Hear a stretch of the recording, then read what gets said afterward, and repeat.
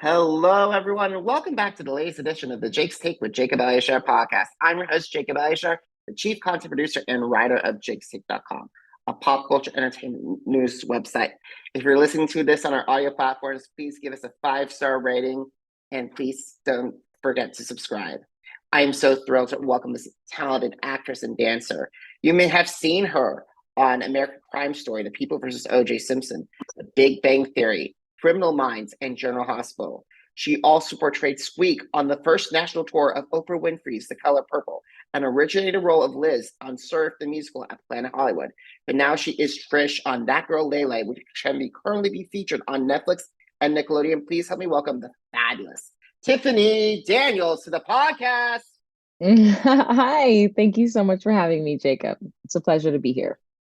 It's a pleasure to have you here, Tiffany. Thank you so much for taking time in my schedule to talk with me today. I really appreciate it. Yeah, of course. All righty, so let's get started. So when you get interested in performing, and how did that passion evolve into the desire to pursue a career in the entertainment industry? I started getting interested in performing very young. My mom put me in dance classes when I was 3 years old, and she saw that it was something that I gravitated towards very easily and organically, and I started getting pretty good at it pretty quickly. So it was something that was always a part of my upbringing, and it was always a part of my identity as a young girl. Um, and I started doing some dance competitions with my dance studio. I started winning some of the categories that I was in. And so it just kind of felt like I was on this path to finding some sort of role in the entertainment world. There was something about my stage presence that was really magnetic for a lot of audience members, and I was told that many times by other parents at the dance studio, and other dancers at some of these competitions and recitals that I was taking part in. And so I decided to kind of continue on that path of discovering how I was being able to separate myself from a lot of the other people that I was on stage with. And I wanted to channel that into something new and different. So I started doing some theater when I was younger as well. And I did theater in San Diego. I did junior theater, I did Christian youth theater, and I started auditioning for some of the musicals at my junior high and my high school. And I started getting accepted into those. And I just found this deep, sincere, genuine love for the theater and everything that goes along with it. And so I started trying to discover what that means for later on in life. Like, what can you do with theater? And I started to get word of some regional productions of theater, or regional theaters here in San Diego, that you could start making money. They would actually like pay you to do these things, which is something that I was always doing for free at my high school and free in my junior theater programs. It was just something that I loved to do, and I would do it for free. But then I realized, oh, you can get paid for it too. Oh, that's interesting. So during the summer months, a lot of my theater colleagues from school and would audition for some of the regional shows, and we would get into them. Sometimes we would get into more than one for the summer. And so we would just spend our entire summers together rehearsing these shows. And it just deepened my love for not only the stage, but just the arts in general. And so I didn't really know, I wasn't too versed into what kind of opportunities are actually out there for artists to make money in this way. But I did hear of this place called Broadway. And I was like, oh, that might be something I could do if I'm doing so well here in San Diego regionally. I keep booking these shows and I'm having a great time doing it. Maybe I can like aspire to do something like that on Broadway in New York. And I had one teacher that made that dream happen for himself. And I just thought, oh my gosh, this is the coolest thing ever. I know somebody on Broadway. Um, And so that became kind of a life's aspiration for me. But then I went to school on the East Coast, upstate New York, and I realized that it's really cold there. And I thought there has to be a way that I can still find a world, find a life in the entertainment world under the entertainment umbrella, but not freeze to death at the same time. So I'm from San Diego, born and raised. And so I started looking into what this place called Los Angeles was all about. And I realized there was so many more opportunities outside of Broadway to make money as an artist. And so before I graduated from college, I started researching some opportunities that could allow me to walk into Los Angeles with some sort of support. And I auditioned for a dance scholarship at a studio in Hollywood.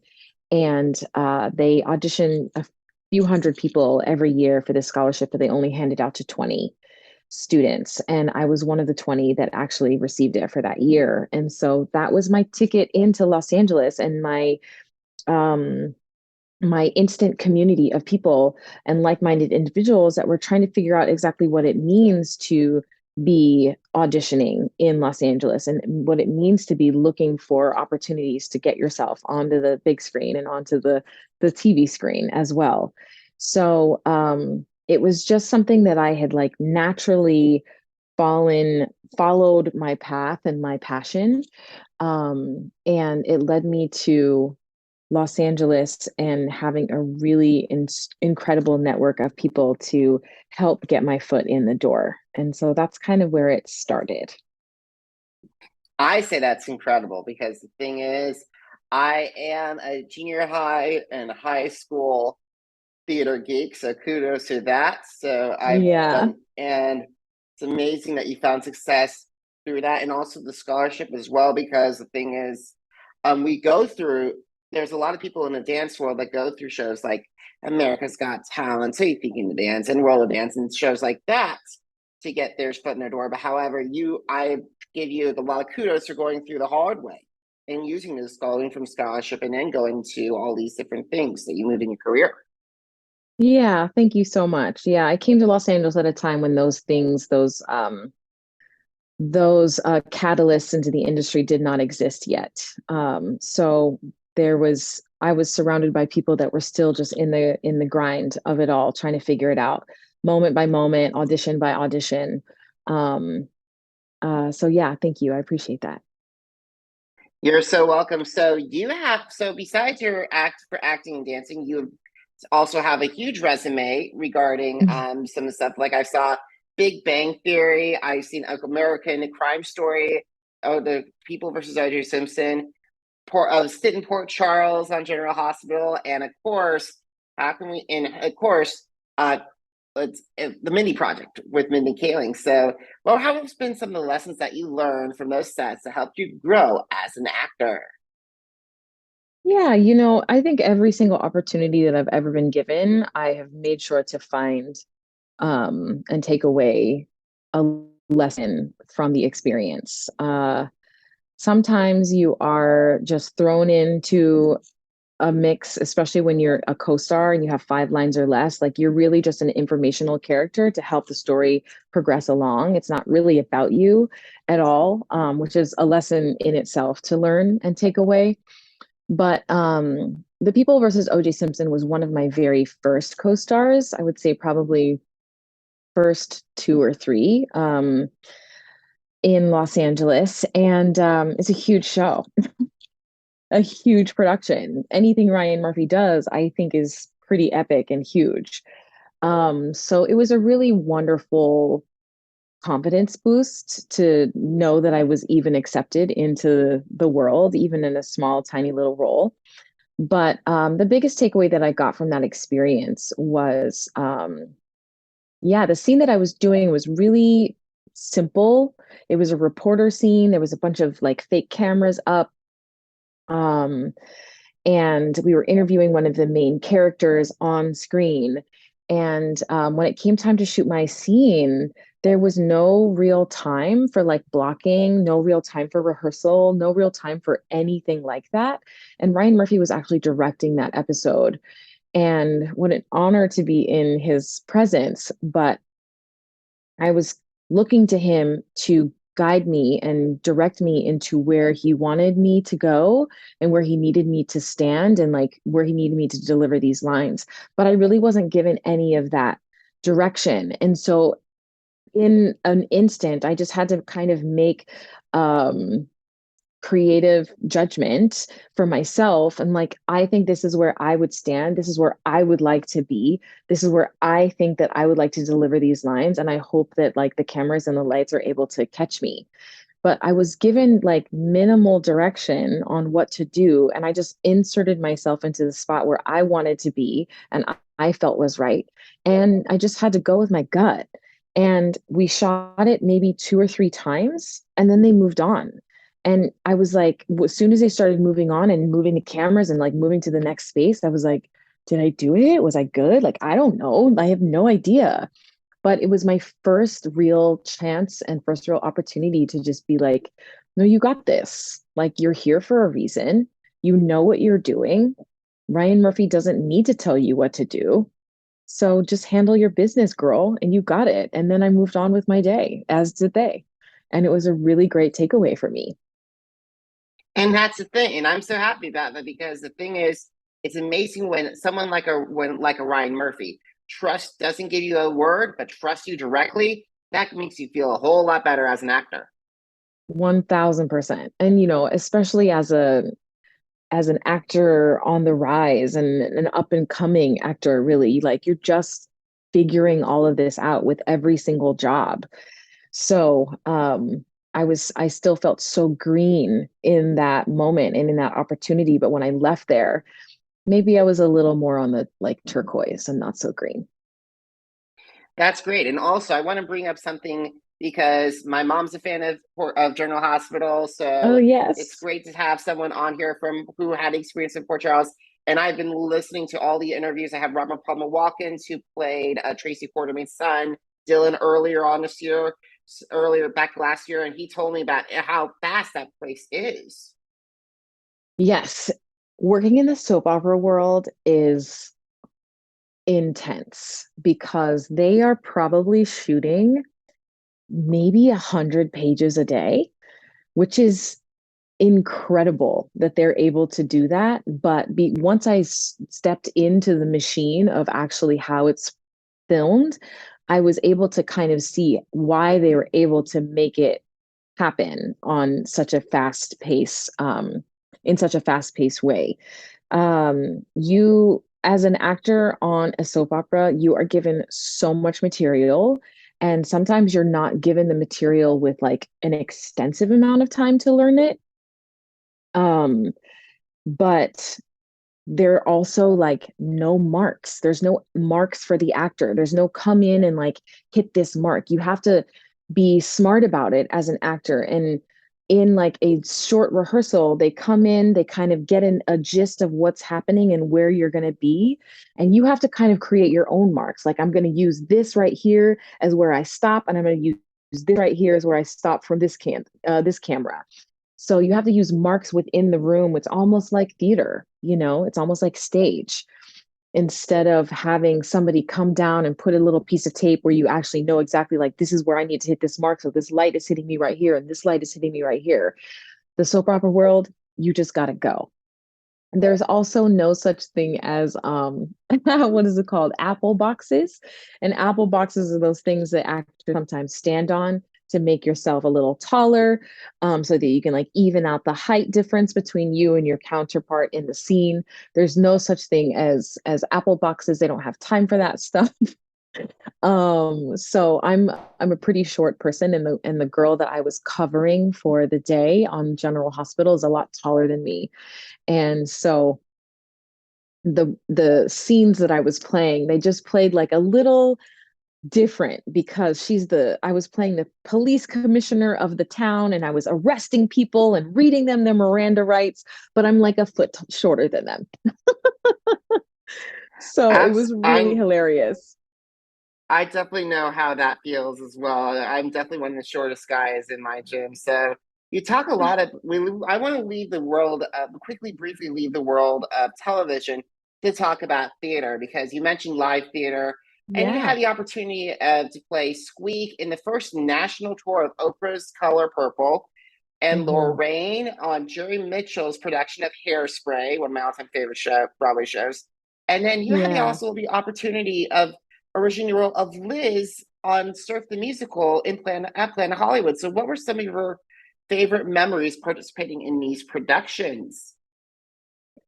Well, The Color Purple was probably the most life-changing experience that I've ever had as an actor, because I was hired originally as a dancer in the show and an ensemble member with an understudy of Squeak. And so I had been so used to doing theater and being in a part of the ensemble. And I was so happy being a part of the ensemble. I never felt like I needed anything more than that. I was so full just being on the same stage with some of these incredible artists that I've gotten to work with. So with The Color Purple, I was given the assignment of the Squeak understudy. And with that comes understudy rehearsals. And so we would be running the show. I would have my understudy rehearsals on Thursdays. And there was always just like this thing in the back of my mind, like, am I ever really going to go on? Who knows? Like, but I'm going to be prepared for it just in case. But who knows if that's actually ever going to happen? And then one day we called in sick and it was my time. They said, Tiffany, you're up. And I was like, oh my gosh, are you serious? And at that point in my career, I had never had a solo line in anything. I had never sang by myself on stage. I was always a part of the production, but I had never been a part of the foreground. I was always in the background. And so this was my opportunity that I was prepared for, but like never expected to ever happen. And I got on the stage for the first time as Squeak, and it was like the biggest shift that has ever happened to me. Happened in that moment. I was fully blacked out because it was the first time I'd ever done it. I have no idea how I did, but I got off the stage and I was like, I don't know what just happened, but that felt good. And there's something about this that I need to keep pursuing. And that was a huge transitional point for me. So I did the show for 2 years as an ensemble member with the understudy of Squeak. And I was the first understudy. So every time they needed a Squeak, there was two of us, but I was chosen as the first one to go on the most. And then for the third year of the tour, the girl that played the role of Squeak, she left the show. And they called and asked me if I wanted to bump up to playing Squeak full time. And I was like, 100% do I want to do that? Yes, I'm done. Where do I sign? And so that was a life-changing moment for me because it was my time. I was no longer a part of the ensemble. I got my own dressing room. I got my own bow at the end of the show. There was just a lot of things that like catapulted me and elevated me into the space where that gave me the confidence to know that I am worthy and capable of so much more. So I started taking some of my free time while I was finishing out that tour of taking acting classes on the road. Whichever cities we were in long enough for me to take an acting class in, I took acting classes. As soon as we got back from the tour, as soon as I finished my year as Squeak, I was signing up for acting classes in Los Angeles immediately. It was like, this is the one thing that I haven't really pursued. And so I'm going to pursue it with my entire heart. And that was the biggest thing, the biggest takeaway that I got from being in The Color Purple. Um, Now the Jerry Mitchell hairspray moment, that was also an epic journey because it was hairspray at the Hollywood Bowl. And the Hollywood Bowl, I'm not sure if you've been to this venue, Jacob, but it is a like 18,000, maybe 20,000 seat amphitheater in Los Angeles. And some of like the biggest stars come and perform concerts there. They do a musical every summer and they they fill the cast with celebrities because you have to sell like 20,000 tickets at the Hollywood Bowl. And so I got selected to be one of the cast members of the Hollywood Bowl's Hairspray. So I got to work with Jerry Mitchell, like one-on-one, which is incredible, life-changing experience.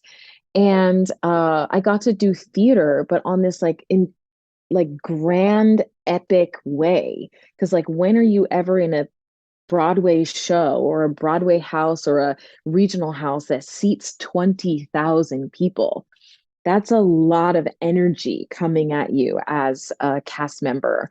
And so it just like ignited such a fire in all of us. Like as soon as you come on stage and all the 20,000 people are screaming, like you get that experience when you're, you know, cheering at a basketball game or a football game, and you get that experience if you're dancing for an artist on tour.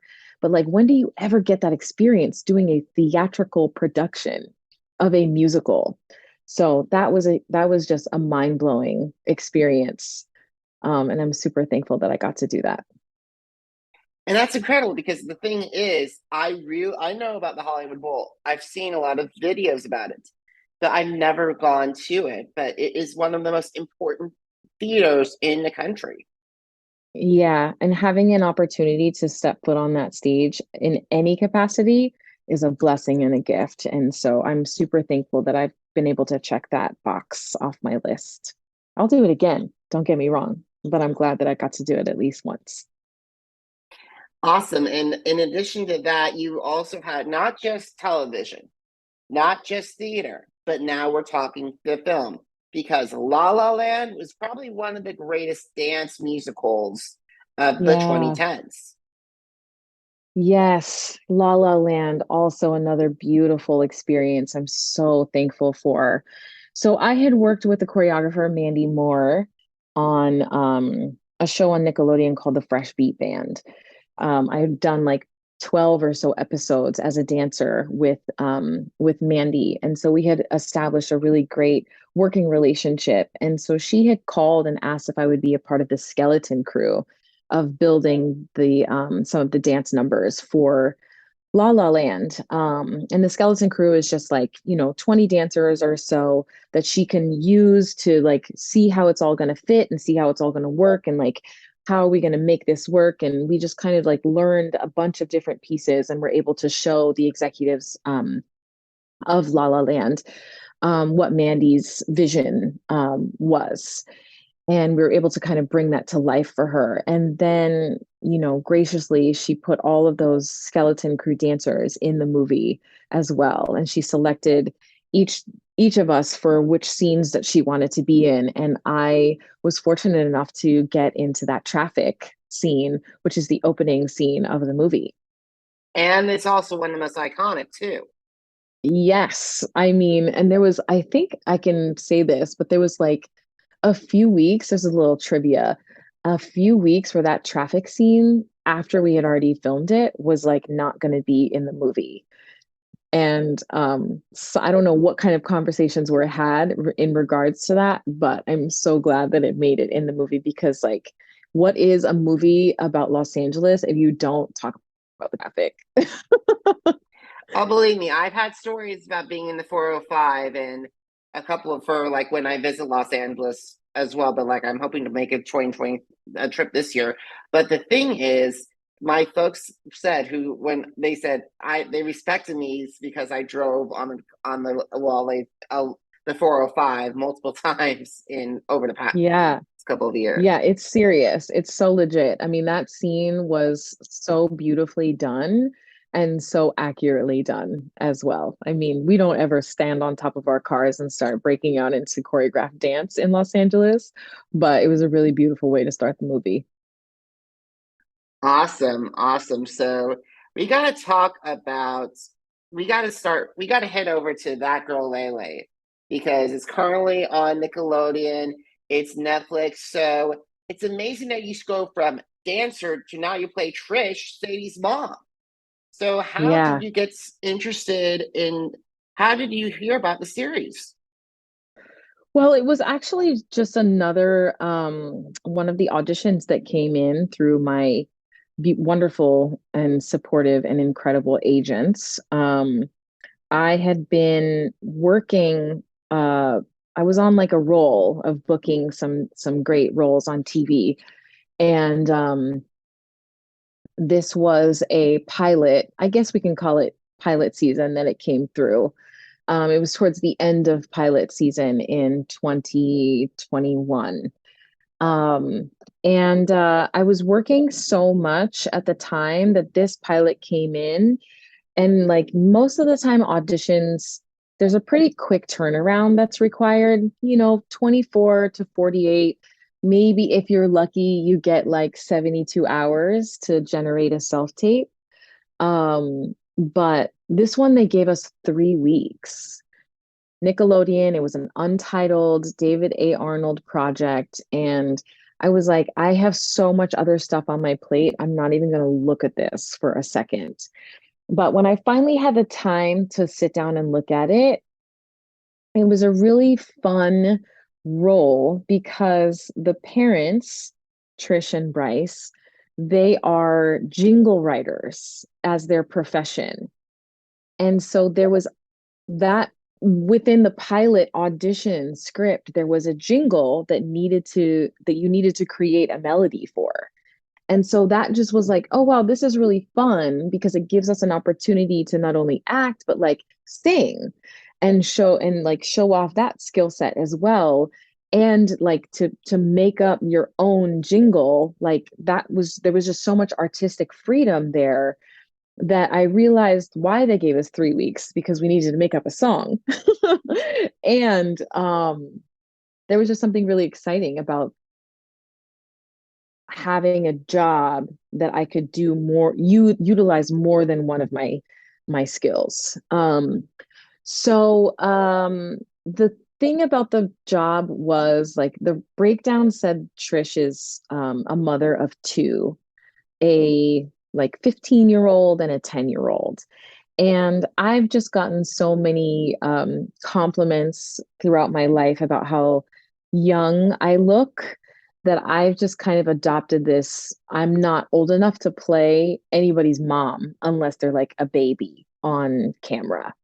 And so I really didn't think that I was going to book this job because like nobody's going to believe that I have 2 kids. And still to this day, even though I have the job, people are like, you don't look like you could have 2 kids, but okay. Like it's fine. It's fine. Um, yeah, I just kept getting further and further along in the process. And then they tested me, which, was like one of the final steps in the process of booking a TV show. They tested me with the producers, they tested me with the network. And during the network test, I tested with Tommy Hobson, who plays my husband on the show. And Tommy Hobson and I have known each other for so long, and we've worked together on multiple shows. And it was a chemistry read, and there's no better chemistry than two people that have already worked together and have already been friends and have already established a really strong connection and friendship. So when they saw Tommy and I together, I think that was pretty much like what sealed the deal for both of us getting the job. So that's how it happened. And that is amazing right now. That is amazing.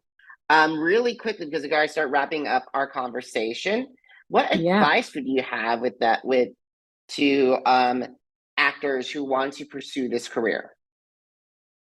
My advice to actors is always kind of the same. It's the advice that I give myself on a daily and very regular basis, but um there's no there shouldn't be really like an end goal here. Like if you want to act and if acting is what fills your heart space, then just go do it. Say yes to all of the opportunities to do so, whether it's a web series or a short film or a co-star on a TV show, whatever it is, like let that be the goal for you to get opportunities and pursue projects that fill your heart and that make your heart sing. if you're going after this to be a star, then it's probably not going to work out. So just keep going. Every job and every opportunity is going to lead you to the next one, to the next one, to the next one. And it's only going to refine your craft. It's only going to refine your character and who you are as a person and as an artist. And so just keep going on all of those opportunities. And what is meant for you is going to find you and will never pass you by. That is incredible advice. So, Tiffany, where can I find you on social media, and where can I find that girl Lele? You can find me on Instagram at It's Me, Tiff D. Same with Twitter and TikTok.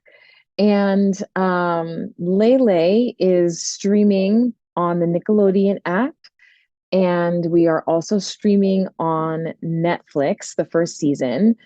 We did get picked up for our second season on Netflix as well. So that will be coming in 2023.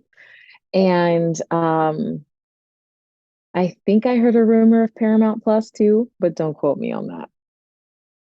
All right, I won't hold it to you. So, guys, if you haven't had a chance to check out my podcast or other episodes, it's Jake's Take with Jacob Elyachar, JACOB